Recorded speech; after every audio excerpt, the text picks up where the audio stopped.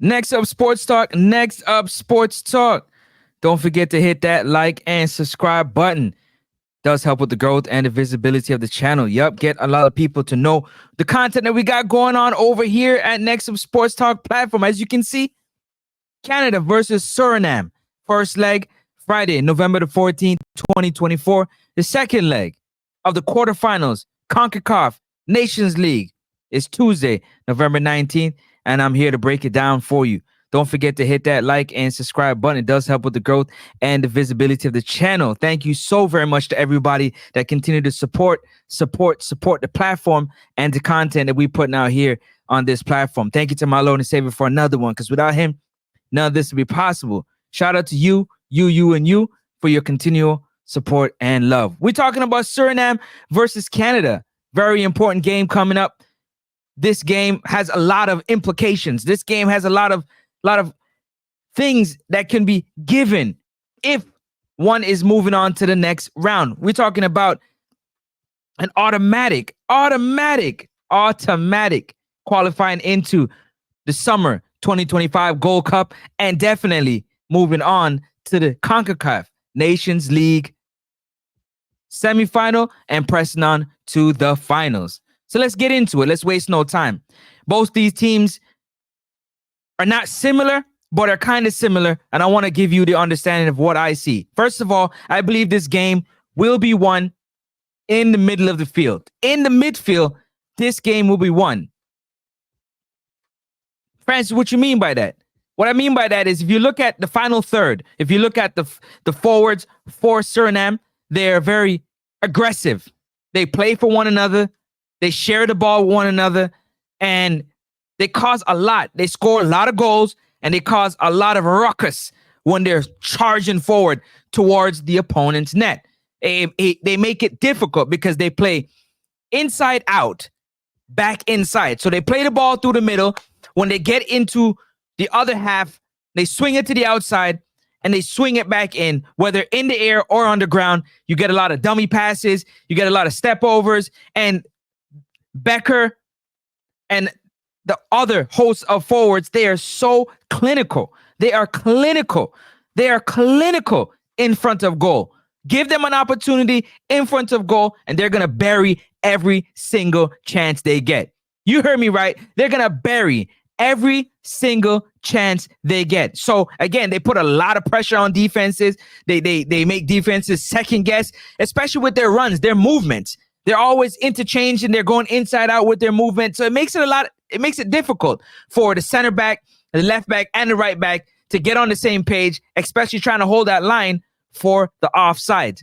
Again, their runs are so strong. They're so direct that if for a half a second, they're able to get onside, they're fast, they're strong, they're physical, and boy, they know how to find the back of the net. So it makes it very difficult. Likewise, on the other end of the field for Canada, very, very clinical, world-class strikers does Canada have. Oh, yeah, we're talking about Jonathan David, Kyle Larin, and everybody else that's coming in, the whole host of forwards. Very clinical. They're strong on the ball. They're physical. They're fast. And they're clinical. Playing at those high levels in Europe gives them that training, gives them that experience going forward. So I would say the two forward line, the two final third for both teams, Suriname and Canada, they cancel each other out for me, because given an opportunity to them, they're going to bury it. Now, I must say this, though. I believe that Suriname's forwards, strikers, and wingers, they play more for each other than the Canadian national team forwards and strikers. What do you mean by that? They're selfish. They're selfless. I feel like Canada is they more play for themselves because of how good they are, whereas Suriname, they have no problem sharing the ball. They have no problem creating space for the other player, which is their teammate, to get on the score sheet. As long as they score is all that matters to them. As long as Suriname scores, it don't matter who's scoring. It don't matter who's scoring for Suriname. As long as they're putting the ball in the back of the net, they're happy and they cheer for each other and they support each other. Whereas it's just a little bit more for me than Canada. Now, David and Lauren, they play for each other, but there are some times where they want to take on 2 and 3 defenders instead of moving the ball into space, running into space, creating a dummy opportunity, being a decoy. I feel like Suriname does that a little better for me. You guys can let me know how you see it, but that's how I see it in my personal opinion. As we come to the defense, the defending part of the game, I feel like the Canadian goalkeeper is definitely better than Suriname goalkeeper. That's my personal opinion. You let me know in the comment section if you agree or disagree. I feel like he's a few levels above the Suriname goalkeeper, so he's going to be able to keep Canada into the games a lot more than the Suriname goalkeeper. As we go to the back line, you got world-class defenders back there that are playing at a high level on big clubs. We're talking about Alphonso Davies, who played a right back, playing really well. We're talking about in the middle, you got Cornelius, who's playing for Marseille. You also have Bombito, who's back there as well. And then Johnson, if he's healthy. If not, Richard Larea can come in. He got a lot of pace. He's definitely physical and aggressive. And it will be challenging. It will be more challenging for the Suriname forwards and wingers against the Canadian left back, center back, right back. The back line of the Canadian national team, I think, will be more disruptive to the Suriname forwards than it would be for the Canadian forwards against Suriname defense. I think Suriname defense a bit leaky. They're a bit leaky to me. They give up silly goals. They give up silly silly fouls. They're not always on the same page. And I feel like Jesse March will be able to get the back line playing at a high level to combat that high power offense of the Suriname national team. You guys let me know how you see it as we come down to the wingers. I feel like the wingers, again, Canada plays similar. Canada can play both ways. Canada can play up the middle, spread you out wide, bring the ball back in for Jonathan David and Kyle Lauren to get on the end of, headers and balls coming through the middle. But at the same time, I feel like with Alex Johnson, Schaffelberg, Jesse March can play up the sidelines and come in, whereas Suriname, they have to me, they play through the middle. Majority of where they play is through the middle. They got a pretty strong midfield core. The CDM and the Cam play really well, and they play well with the wingers.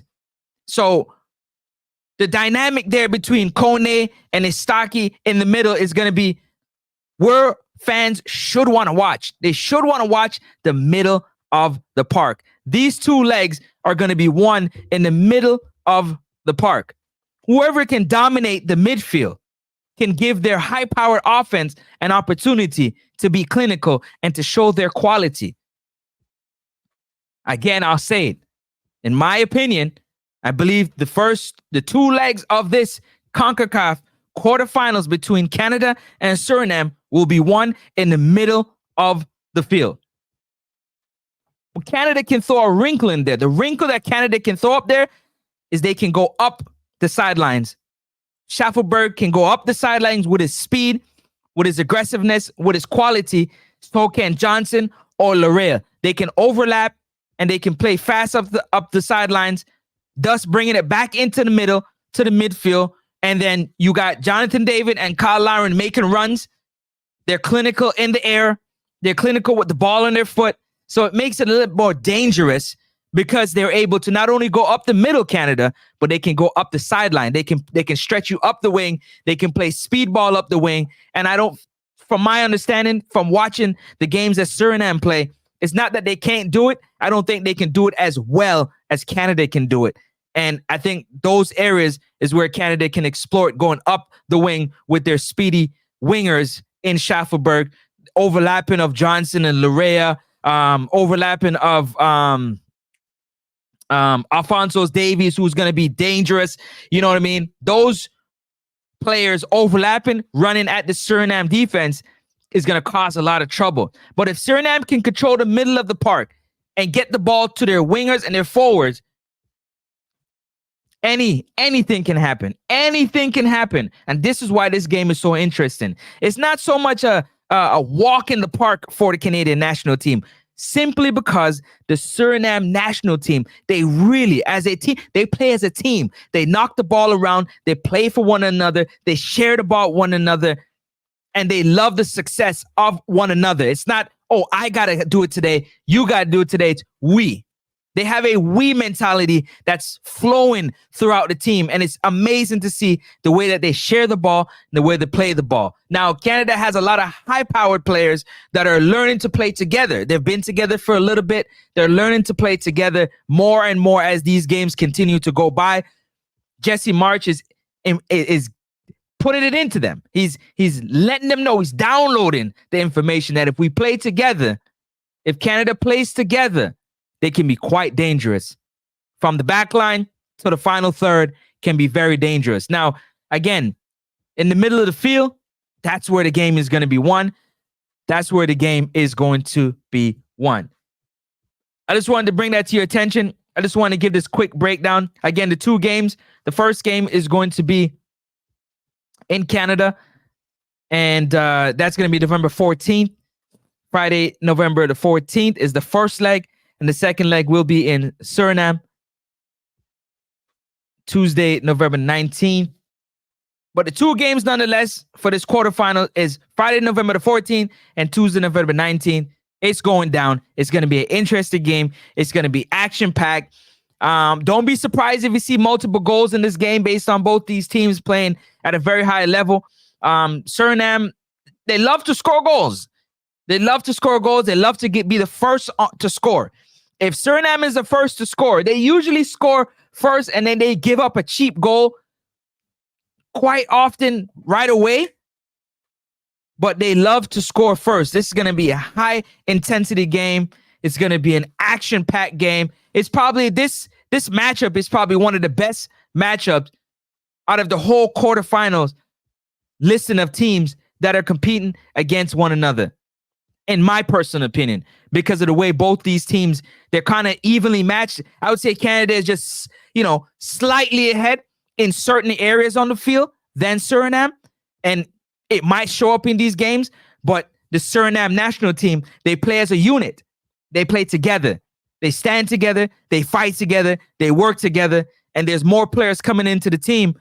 But put this one on your calendar. Watch this one right here. When this game is going to be, these two legs is going to be an absolute dogfight.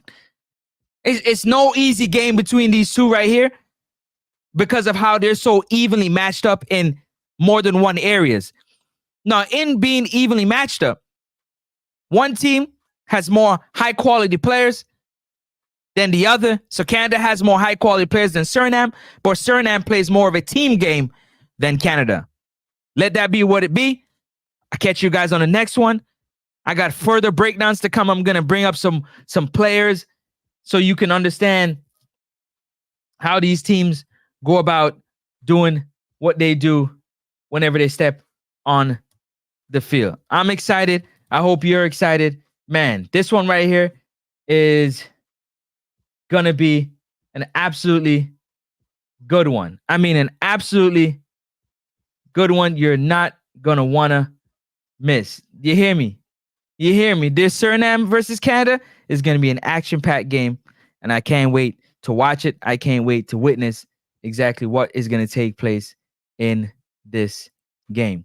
The midfield for Suriname, really, really, really tough midfield, really strong. The CDM, the CAM, they really work together in that midfield, and yeah, it's going to be good. I can't wait. And I'm going to catch you guys on the next one. Stay blessed and stay safe. I'm out. This is Next Up Sports Talk. Yeah, homie, that's us. You ain't tuning in, then you're hustling backwards. We always keep it poppin', tell your partner to slide through. Every sporting event, hit us up and we got you. Cause we what? Next up. Next up. Yeah. Next up. Next up. Yeah. Next up. Next up. Next up. Next up. Next Up Sports Talk. Don't even trill, homie, we got you.